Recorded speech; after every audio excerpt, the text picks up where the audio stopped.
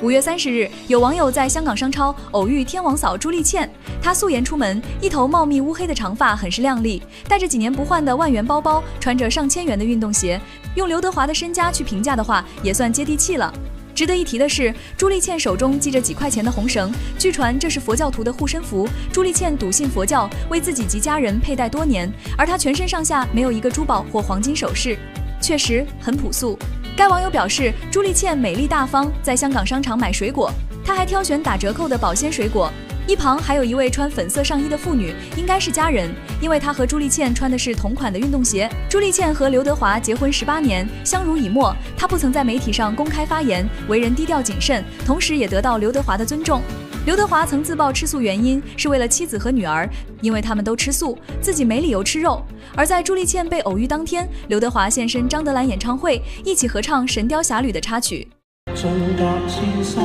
亦